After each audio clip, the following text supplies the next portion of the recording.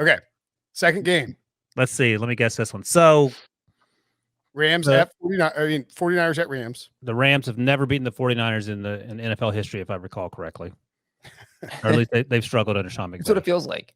Versus Kyle Shanahan. So Kyle Shanahan 6-0 against Sean McVay. God almighty. No. Sorry. 49ers are 6-0 versus the Rams since the start of 2019 season, despite being an underdog in 5 of the 6 of those games. I'm going to say Rams minus 2.5. Breach? Well, I know it because it's on the screen now. Oh, I didn't even see it. Oh, it's I was going to guess 3, and the answer is 3.5. That feels like a sucker bet. The 49ers plus 3.5 is minus 120. Tim Kamakawi of the Athletic tweeted out something about he's like, maybe the 49ers open us on, and like this is what happens in, now that gambling is like a thing with the NFL where it's it's legal and everybody's talking about it, even traditional reporters. Tim tweeted out, maybe the 49ers are dogs to open. But he's like, I'd be shocked if they didn't close as the favorite, and just got pelted by quote tweets from gambling Twitter, which is at hellscape, and ended up blocking everybody. The point being is the Rams are going to be favored here. They're at home. They're trying to keep 49ers fans from buying tickets by only allowing people to purchase tickets on Ticketmaster if you're in the metro Los Angeles area. That's which feels like some kind of violation. Well, that's a lot of like. No, the Broncos did that in the AFC title game in 2015 playing the Patriots. They only sold it to people in the Rocky Mountain region. Yeah, so that's been done before. I mean, why? Well, the last time these two teams played in LA, the Rams had to use the silent count because there were so many 49ers fans, and they don't want to get, Stan Kroenke does not want to watch his team get embarrassed because there's 80% 49ers fans making Matthew Stafford work on the silent count. Why is it insane to think that the 49ers might close this point spread, given that they're not going to open? It would require like Matthew Stafford getting COVID or something. I'm just talking about based on the way this season's gone so far in their history between Shanahan and McVay. If the 49ers were going to close as favorites, they would just open as favorites. Yeah, that's what I'm asking. Why is this point spread not closer? I feel like the game will be closer than the point spread based on the way the season has. My initial leaning is to take the Niners because Kyle Shanahan owns Sean McVay, but Matthew Stafford, the 49ers secondary is really bad. The Rams had them down 17-0 at half in that game in the regular season and just kind of choked it away. They they've lost. Which is the only loss in Sean McVay's career where the Rams were winning at halftime. That's right. And they lost. So I think he's 46. He almost added to that list on Sunday, by the way. He did almost add to that list. Almighty. So it really, I think your pick in this game depends on which game you think was more indicative of how these two teams are. Because the first game, the Rams jumped out to a 17-0 lead. The second game, the one you just talked about, in the first game, the 49ers jumped out to a 14-0 lead because Matthew Stafford threw a pick six. And things quickly unraveled from there. So let me ask you guys this: I would say too on that first game, the Niners were 3 and that was when they were 3-5. Rams were 7-2, and the Niners were just a way more desperate team, and they came out playing like it. Who do you trust more? That's a great Matthew question. Stafford and Sean McVay, and the potential for turnovers that they seem to not be able to get away from, or the running game, Kyle Shanahan and a Jimmy G. We don't know who's going to show up. I think the concern here. I mean, I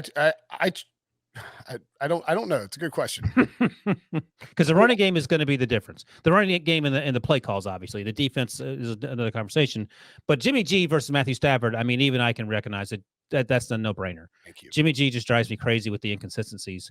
The running game is a great equalizer. I think the difference here is so against the Packers, the 49ers offensive line was not very good. If they play like that against Aaron Donald and Von Miller, the Rams should win this game. I think Trent Williams left on crutches. Is that what the report was after the game? If Trent Williams is out. Give me the Rams. I mean, he is out. If for some reason he is not playing, that's a problem. I mean, they've used him in motion multiple times. Ridiculous. I think I mean, gosh, Shanahan owns McVay. It's crazy. But in that second matchup where the Rams were already in the playoffs, but trying to win the division, and the 49ers were out of the playoffs, if they don't win the game. The Niners were down 17-0 and came back. The other thing is, and shout out Barry Horse, my boy, for pointing this out, but I believe now the 49ers will be road underdogs in is it 4 or 5 straight games? Like, that's a crazy run. It's not like the Bucs where last year where they were, on the road with COVID stuff and not big crowds, and they were favored in some games. Guess what Jimmy G is a playoff underdog. And as a road player. It's incredible. What is it? 4-0. That's ridiculous. So this will be the 4th straight game that they are on the road without a bye as an underdog. Whew, man, that's tough. That is tough. And you look at these two meetings, one other thing they have in common, you look at Matthew Stafford's numbers here on the screen, 4 touchdowns, 4 interceptions. He had 2 interceptions in both games. So, like, they put a lot of pressure on him. He got sacked, I think, 5 times in that second meeting where the 49ers came back from 17-0. So, it might be a little bit in his head. Look, I'm playing this team that has crushed me twice this season. We might see Detroit Lions and Matthew Stafford out there. All right. So people keep saying that. I mean, what if Matthew Stafford's just really good in the playoffs and the thing that was holding him back was the Detroit Lions? He's played really well the last 2 games. But he's bad against the 49ers. And he played not great during the course of the season when he wasn't wearing a Lions helmet.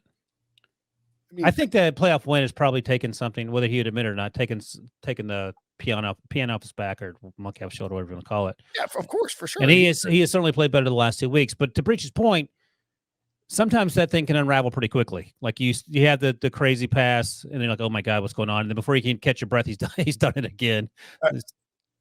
I would say this. I think the Rams can blow out the 49ers. I don't think the 49ers can blow out the Rams. No, I agree with that because, as we just saw on Saturday against a defense that's not been very good this year in the Packers, they were harassing Jimmy G all night.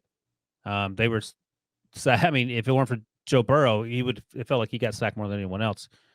So, yeah, I think that's right. So I think you have to, again, lean on the running game and lean on your defense and keep your fingers crossed that Trent Williams is healthy. And I say that, I say the Rams can blow out the 49ers. I mean, they were up 17-0 and the Niners came back, of course. And also worth noting, like, for as much as we love Aaron Donald and Jalen Ramsey and that defense is tiny in terms of, like, up front. You can push them around. And that's how you get the running game. Yep. And that could be also sort of the difference.